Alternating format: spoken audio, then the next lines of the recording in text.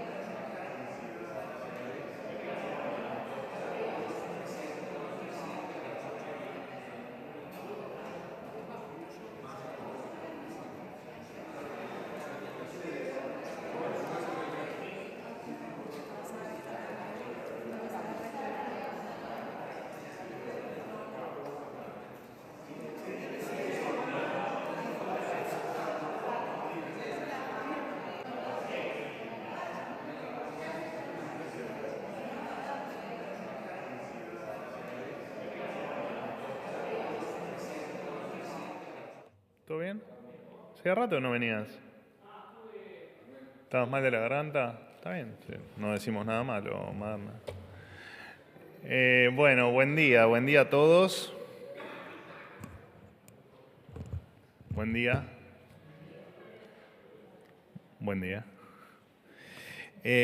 Bueno, en primer lugar contarles que, como ya saben, el Gobierno Nacional dispuso mediante el decreto 2024, acá dice, tengo mal el número, 2024/12 me pusieron, no es ese, pero es el decreto donde las aeronaves públicas no podrán ser utilizadas en viajes particulares, solamente estarán afectadas para las tareas que hacen a condición jurídica del servicio público. La reglamentación contempla la revisión de los registros de vuelo para detectar cualquier desviación de su verdadero uso. A modo ilustrativo, Cristina Fernández de Kirchner hizo 194 vuelos particulares en aviones públicos, solo en su etapa como vicepresidente del profesor Fernández, es decir, sin contar los que hizo en sus 2 periodos como presidente y sus 4 como primera dama. Estos 194 vuelos costaron cerca de $5 millones a las arcas del Estado, es decir, nos costaron a todos los contribuyentes de este país $5 millones. Asimismo, la ex primera dama, Fabiola Yáñez, llevó a cabo 21 viajes de índole particular a la provincia de Misiones y a la ciudad de Mar del Plata entre el 10 de diciembre del 2019 y el 5 de junio del 2023. De esta forma no se van a poder usar aviones públicos para traer diarios en papel de una provincia del sur, traer a familiares desde el sur, viajar a un cumpleaños familiar o usar para cualquier otra actividad por fuera de la agenda pública. Jaime, si me hace silencio, te lo voy a agradecer. En la Argentina, el presidente Milei, el que hizo el ajuste fiscal más importante de los últimos 60 años y se ganó los elogios del mundo libre, este es otro privilegio que se termina. Por otro lado, contarles a todos que en el mes de julio la Argentina ha logrado récord histórico de producción de energía nuclear. Las centrales nucleares generaron casi el 9% de la generación eléctrica del país, equivalente a 1.174.000 megavatios por hora. En la administración del presidente Milei, Argentina se potencia también en el ámbito nuclear. Por último, hoy es el Día Internacional del Zurdo. Saludar a Lionel Messi, a Ángel Di María, a Emanuel Ginóbili, a Sergio Maravilla Martínez y a Guillermo Vilas. También a grandes músicos argentinos como Gustavo Cerati o Charly García, grandes zurdos que en estos casos sí aportaron a la grandeza de la Argentina. ¿Quién? ¿Quién? Ah, sí, era zurdo. Bueno, hasta aquí lo mío, señores. Los escucho. Buenos días, Manuel Estela Garnica de A24. ¿Cómo andás? ¿Cómo estás? Bien. Mañana se conoce el nuevo índice de inflación. El INDEC va a dar a conocer el índice de junio. ¿Qué espera el gobierno y qué repercusión puede tener esto en un eventual repunte de la inflación? Los aumentos tarifarios, hubo en este último mes boletas de luz, gas que superan entre 50 a 100 mil pesos y que mucha gente no le está pudiendo pagar. ¿Cómo repercute en la pobreza, en la indigencia y en la desocupación también, ¿no? ¿Qué estudios tiene y qué esperan para mañana? Bueno, hay que esperar mañana a 16 horas que se conozca el índice de inflación. Para nosotros la inflación es un tema que desde lo técnico está terminado porque hicimos todo lo que había que hacer para solucionarla. Lo que queda es tiempo para ir viendo esa inflación derrumbarse. De hecho, te recuerdo rápidamente, porque no me acuerdo del índice de todos los meses, pero del 25% de diciembre al 20 de enero, al 15 o al 13 de febrero.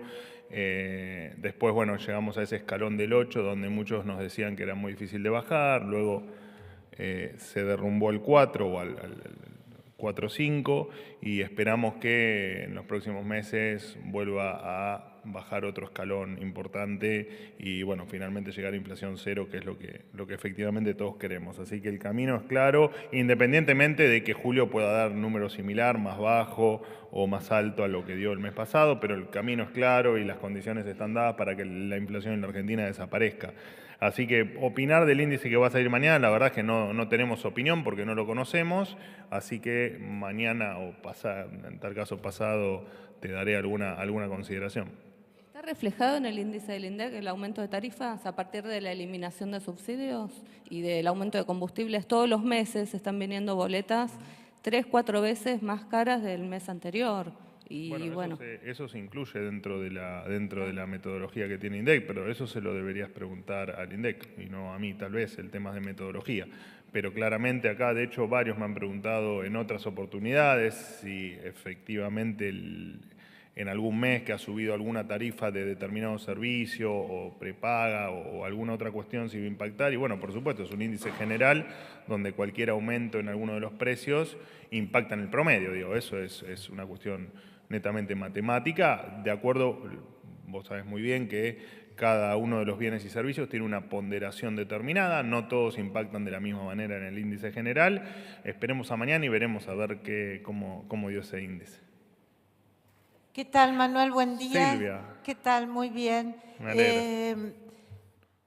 Te quiero consultar, Manuel, sobre el desmantelamiento de las políticas de violencia de género, porque efectivamente estas políticas, lamentablemente en el gobierno anterior, fueron usadas políticamente, fueron usadas para hacer campañas políticas incluso, pero la violencia de género existe y Argentina tenía, según un informe que me llegó de Amnistía Internacional, que acaba de presentar a la Comisión Internacional o Interamericana de Derechos Humanos, después de 37 años de un ámbito institucional en el gobierno argentino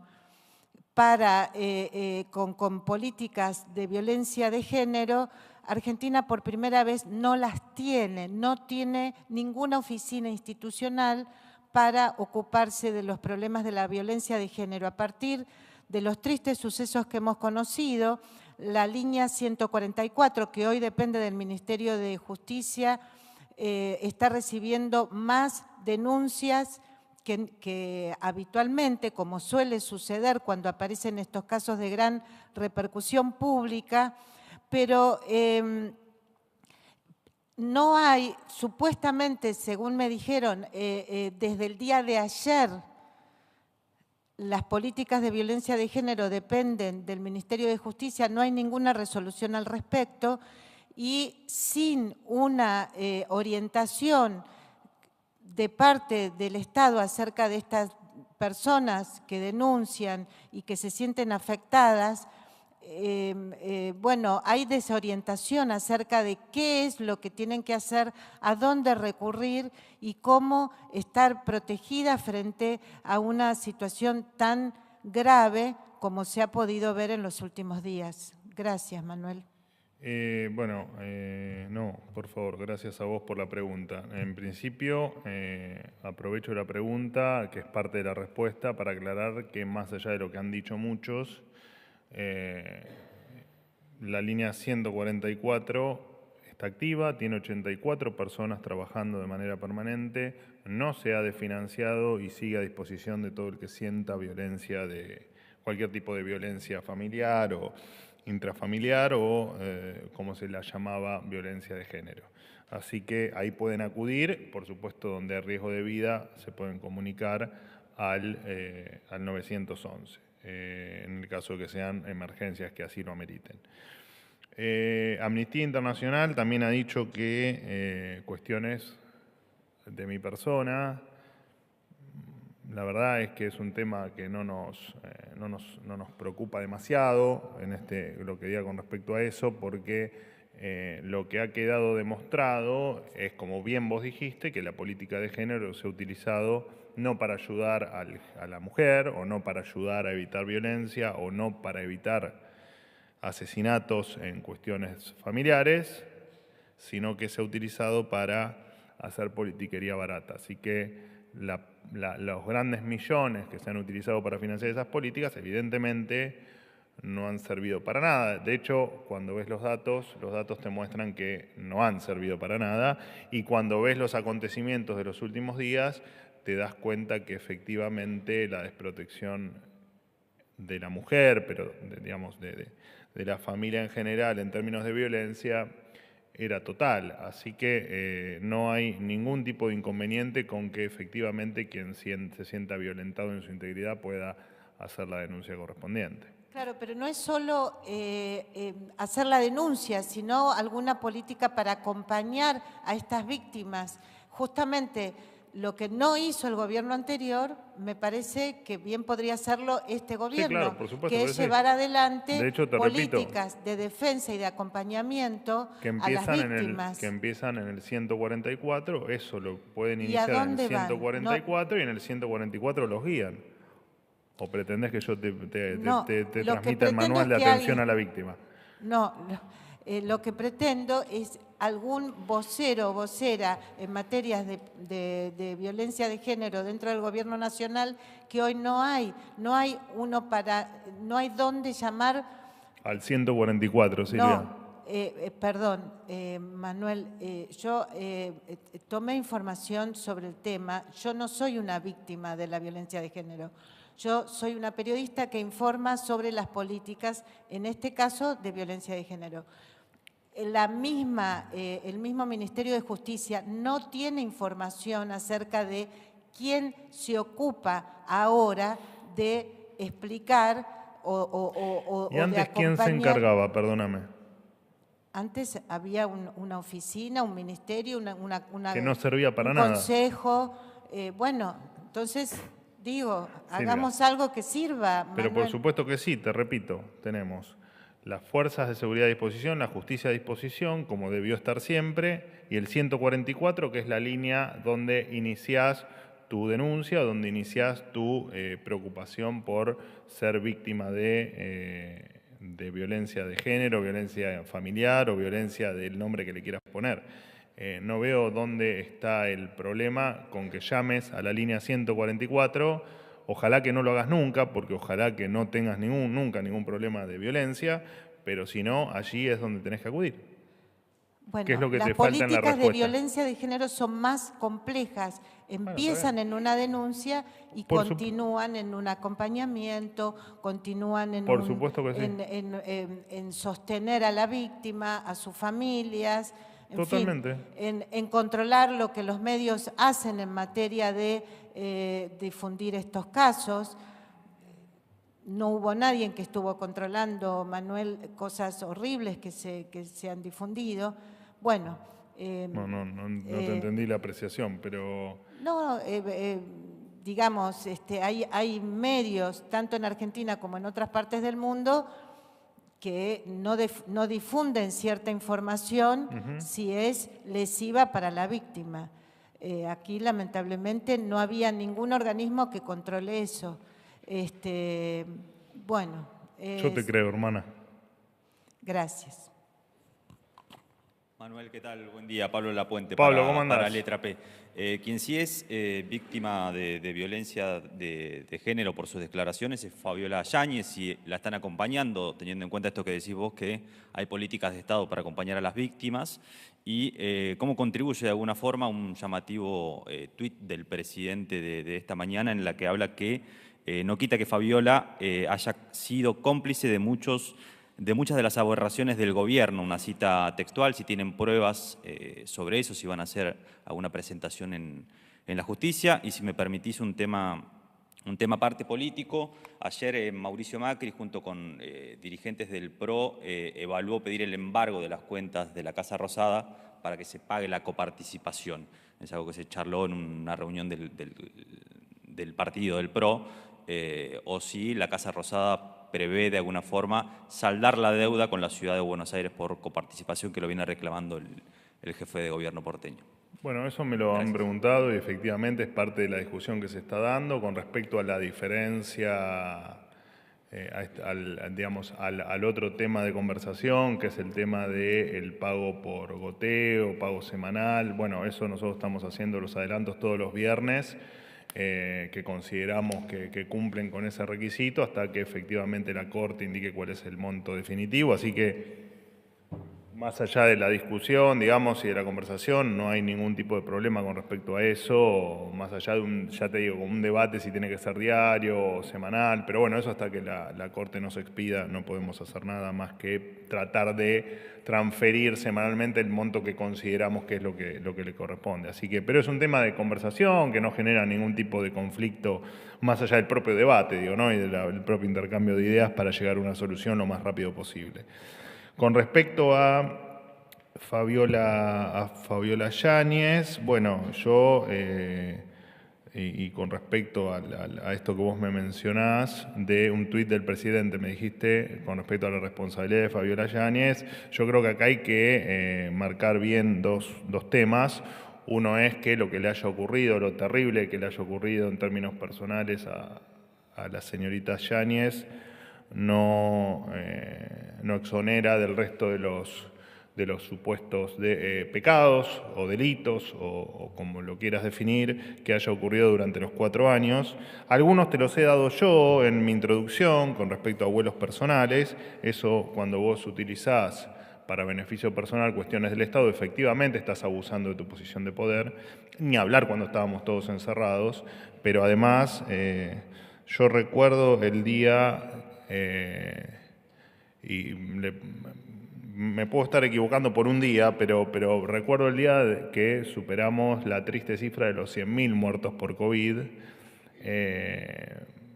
y lo cierto es que ese día Fabiola Yáñez subió a sus redes una foto con un montón de globos y tortas y mucha felicidad, que está muy bien, pero que no era compatible con lo que estábamos pasando los argentinos. Y eso tal vez también fue un abuso de su posición de poder. Pero más allá de las suposiciones, el presidente de los argentinos no era ella, era Alberto Fernández, eso también hay que tenerlo claro. Pero está claro, está a las vistas, que la señorita Yáñez tomaba atribuciones que le daba el propio poder. Así que entiendo que el presidente se refería a eso. Más allá, te repito, de las cuestiones de corrupción, de las causas de corrupción que hay, de lo que todos vivimos durante el encierro, y me parece muy atinado que todos intentemos no olvidar lo que pasó durante el gobierno de Alberto Fernández, no solo en materia económica, que es lo que uno tal vez repite incansablemente del desastre que hicieron, de la famosa tierra arrasada. Al final no era Macri el de tierra arrasada, era lo que venía después, eran ellos, sino además de lo que hicieron en pandemia, que fue, o en cuarentena, que fue terrible, ¿no? Y te lo digo nosotros con el presidente, cuando no era presidente, cuando todavía íbamos por los canales de televisión difundiendo o divulgando ideas, gran parte del espectro periodístico y político nos acusaba de querer matar gente y de querer ir en contra de la Argentina, cuando lo único que pretendíamos era mayor libertad, porque estábamos observando o empezando a observar qué fue lo que después terminó ocurriendo, ¿no? Que fue la brutalidad con la que nos han tratado los argentinos. Igual una aclaración, Manuel, si podés hacer, la enumeración que haces es casi una valoración ética, al menos sobre la ex primera dama, teniendo en cuenta que no es judicializable nada de lo que mencionás, la causa por corrupción.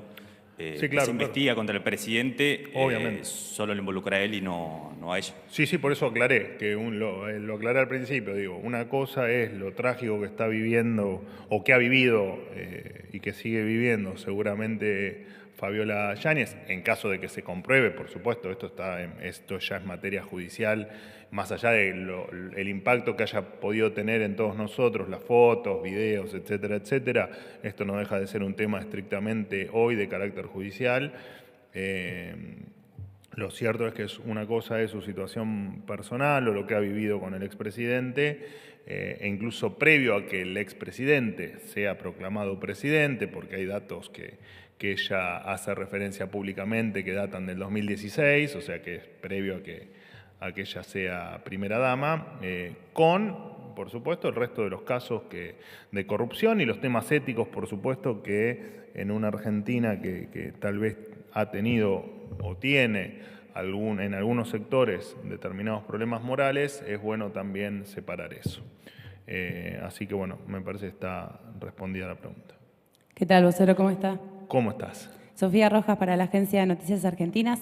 En los últimos días, la diputada Rocío Bonacci planteó que la ministra de Seguridad, Patricia Bullrich, dio el visto bueno a la visita de los legisladores oficialistas a ex militantes condenados por delitos de lesa humanidad en el penal de Seiza, por lo que quería consultar si el presidente le pidió algún tipo de explicación a la funcionaria.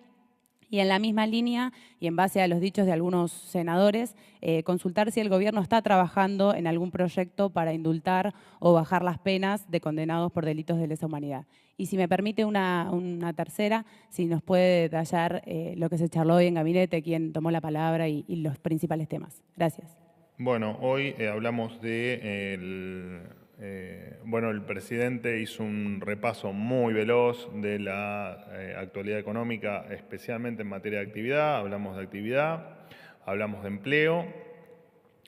También hemos hablado del presupuesto 2025 y, por supuesto, resaltando la premisa básica, ¿no? Va a ser un presupuesto desde ya con déficit cero, digamos, no va a haber contemplados gastos por encima de los recursos que se estimen, y hablamos también de lo importante del blanqueo de activos, de la regularización de activos, y bueno, hablamos de cómo esto le va, el blanqueo que obviamente no aclaro por alguna información confusa que hubo, un blanqueo que no tiene límite, que es absolutamente gratuito hasta las fechas determinadas y que efectivamente es para la gente, ¿no? Es para que la gente pueda regularizar sus activos, sus bienes y que, bueno, entremos de nuevo en una Argentina un poquito más normal.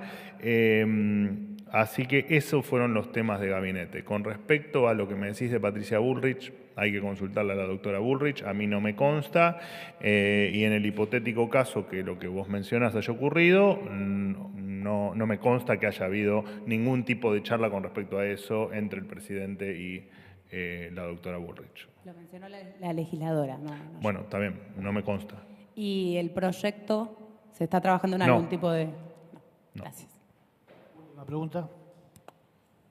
Hola, sí, Manuel, ¿cómo estás? Muy bien. Jaime Rosenberg, Diario La Nación. Consultarte por la versión que salió ayer en algunos medios de un próximo viaje del presidente a la cumbre de la CEPAC en México. Quería saber si va a ir o si va a participar de modo virtual. Y después una reflexión, el presidente de Brasil, Luis Inácio Lula da Silva, se reúne hoy, recibe hoy al gobernador de Buenos Aires, Axel Kicillof. También se reunió con el presidente de Chile, Gabriel Boric, la semana pasada, un día antes de la visita del presidente a Chile. ¿Hay alguna evaluación sobre estas reuniones que tiene el presidente de Brasil? ¿Elige con quién se reúne? ¿Con el presidente no se reunió? ¿Cuál es tu reflexión al respecto? No, la misma reflexión, si me lo preguntarían si la pregunta fuese sobre el presidente Milei, cada presidente elige con quién reunirse y tendrá temas de agenda que así lo meriten, y no nos metemos en la agenda del resto de los mandatarios o de los funcionarios de otros países. La verdad es que no tenemos ningún tipo de opinión. Cada mandatario es libre de hacer lo que crea conveniente en pos de lo que crea mejor para su gobierno, para su país o para su gente. Y con respecto a la CIPAC de México, el presidente tiene una reunión con empresarios allí en México el día 23 y entiendo que la CIPAC es el día 24. Me haces hablar de cosas que no hablo, como son las agendas previas a estar cercano a la fecha, pero sí, efectivamente el presidente va a viajar a la reunión con empresarios y entiendo que al día siguiente aprovecha para participar de la CIPAC México. No sé si habrá más, ya te digo, no tengo el detalle, no sé si habrá más actividades porque no tengo todavía la agenda definida. ¿Final? Gracias. Bueno, gracias, hasta luego.